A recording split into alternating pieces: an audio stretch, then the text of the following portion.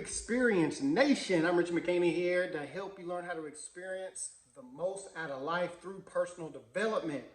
If you're new around here, welcome. If you've been here before, welcome back. If you find yourself enjoying this wonderful life-changing content, then you might want to consider subscribing if you're on YouTube, following the page, liking the video if you're on Facebook. And, leave the comments. Let's engage. Let me know what your thoughts are about this kind of topic right here. We're continuing on in the book, 30 Days to a Better You by Tiffany Malott, and we're on day 27. All right? And the title of it is, It Had to Come to This. It's like the boiling point. And the book started out with a quote. It's like, sometimes you have to almost lose your mind before you change your mind. And this kind of spoke to me, man. And I'm reading this, I'm like, yeah, sometimes I feel like I've lost my mind.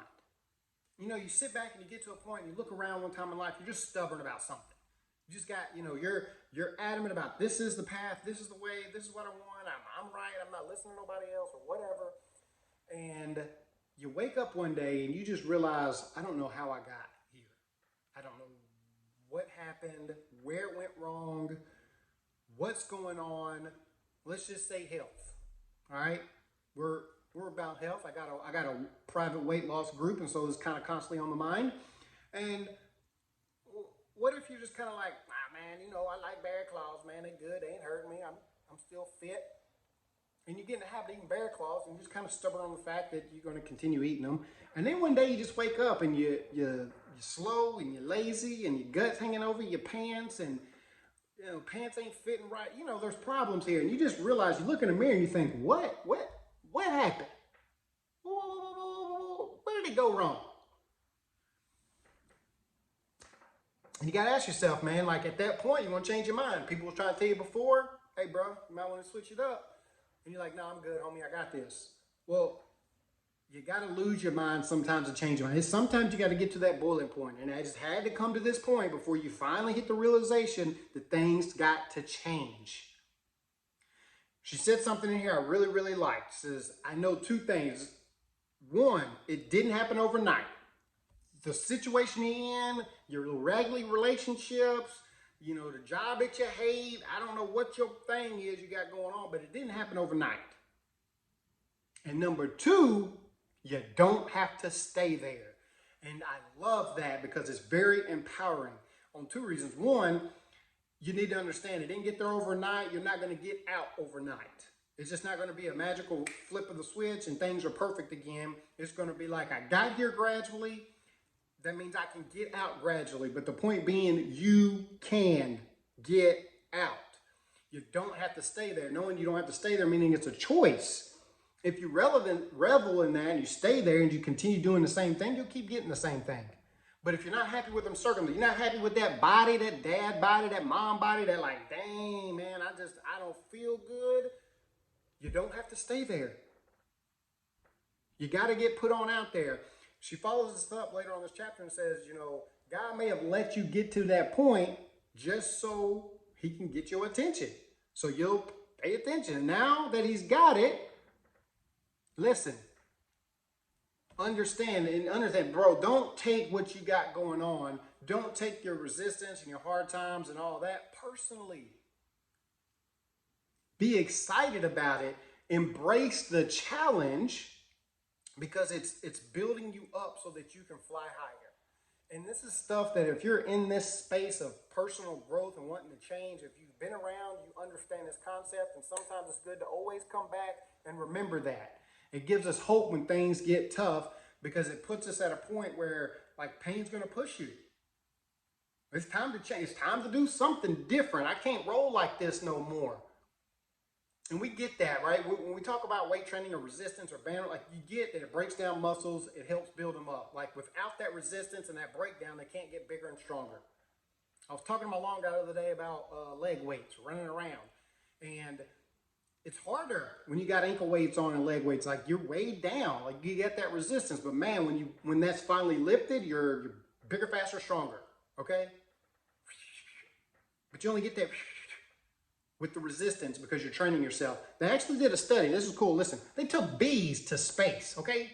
Bumblebees. I don't know how much money this cost, right? I don't know I didn't need for the bees to go to space and however much that cost for this to happen, but it was interesting all the same. Took bees to space, put them in a weightless environment. Did they take them to space or just put them in a, hold on a second. This is very, hold on. Because they might have just put them in a weightless environment. Okay, it just says, all right, similar to humans in space. I retract my previous statement. They didn't put them in a rocket and fly them to space, but they did put them in an anti-gravity facility and let them experience weightlessness. Well, that'd be crazy, bro. Hey, man, we're going to take some bees to space. I don't know. Let's just see what happens. It wouldn't surprise me. But anyway, the bees seem to like it. They just floating right along with very little to no resistance. They didn't even have to flap their wings. They just, you know, I just imagine like one little, and they just, right? You feel me? Seemed like they was thriving and doing good. What they found out in 3 days, they all died. They died.